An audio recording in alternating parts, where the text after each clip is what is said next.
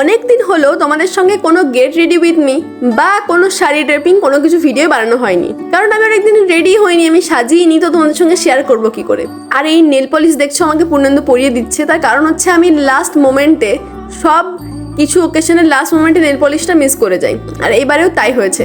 আর আমি এখন রেডি হচ্ছি, তখন দেখলাম যে হ্যাঁ একটা শাড়ি ড্রেপিং এর ভিডিও বানানোই যায়। তো তোমরা আমাকে অনেকে বলেছিলে যে দিদি তুমি বেনারসে গিয়ে একা একা শাড়ি কি করে পরেছো। ব্যাপারটা হচ্ছে তোমাদের এত চিন্তা ভাবনার কোনো কারণ নেই, আমিও খুব একটা বিশাল কিছু ভালো শাড়ি পরতে পারি না, বাট হ্যাঁ কাজ জ্বালার মতো এখন শিখে গেছি। যখন এই প্রথম শাড়ি পরতাম আমারও মনে হতো যে বাবা শাড়ি পরা কি ভীষণ একটা কঠিন কাজ, কিন্তু এখন আমি অনেকগুলো জায়গাতেই বেশ কয়েকটা ওকেশনেই শাড়ি নিজে নিজেই পরলাম, ইভেন কুচিগুলোও নিজে নিজেই ধরেছি। বাট এখন যখন আমার বর সঙ্গে আছে তখন আমি এত কষ্ট নিজে নিজে কেন করব। তো আমি আমার বরকে লাগিয়েছি সেই কাজটা করার জন্য। তো তোমরা যখন শাড়ি পরবে ডেফিনেটলি সঙ্গে যদি বর থাকে বরকে দিয়ে এই কাজটা ডেফিনেটলি করাবেই, এটা আমি মানে তোমাদের একটা ভালো অ্যাডভাইস দিচ্ছি। তারপর যখন তোমার কুচি টুচি ধরা হয়ে যাবে, সব কিছু হয়ে যাবে, তখন সবাইকার বাড়িতে একটা করে ছোট বোন থাকে, তো সেই ছোট বোনকে দিয়ে সেফটি পিনটা আটা করাবে। যেমন আমার বোনকে দিয়ে আমি সেফটি পিন আটা করিয়েছি। তো গেট রেডির একটা মেন টিপস হচ্ছে এই দুটো।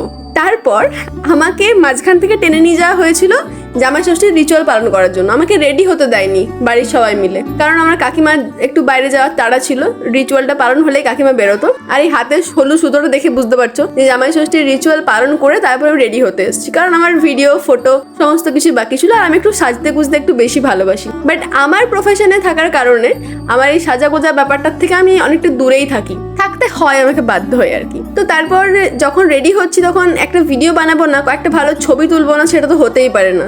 আর অনেকদিন পর সেজে গুজে বেশ ছবি তুলবো, তার মানে ভাবতে ভাবতে মনটা আমার বেশ ফুরফুরে হয়ে উঠছিল। আর এই আইশ্যাডো প্যালেটটা দেখছো, এটা আমি প্রায় কিনেছি 1 বছর আগে। তার মধ্যে আমি একবার কি দুবার হয়তো এটা ইউজ করেছি, কারণ ইউজ করার সুযোগই হয় না, টাইম হয় না। বাট অনেকদিন পর আমি আবার একটা আইশ্যাডো ব্রাশ ট্রাশ সবকিছু নিয়ে যেতে মানে পুরো মেস আপ হয়ে গেছে, সবকিছু হাত দিয়েই লাগিয়েছি আইশ্যাডোটা।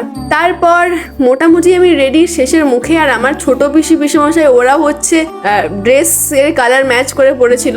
তোমরা জামাই ষষ্ঠীর যে ব্লগটা আসবে সেটাতে ডেফিনেটলি দেখতে পাবে যে আমার আর পূর্ণেন্দুর যে কালার ম্যাচ করে আমরা ড্রেস পরেছি, ঠিক সেরকম আমার ছোট পিসিমশাই কালার ড্রেস পরে একদম ম্যাচ করে পড়েছে। এখানে আমার বর পূর্ণেন্দু আমাকে একটু হেল্প করে দিচ্ছে এই শাড়িটার সঙ্গে নেকলেসটা একটু ঠিক করে পরতে। আর এই পাঞ্জাবিটা দেখছো, এটা আমি আমার বরকে জামাই ষষ্ঠীতে গিফট করেছি, যাতে আমাদের ড্রেসটা একদম সুন্দর ম্যাচিং হয়ে যায়।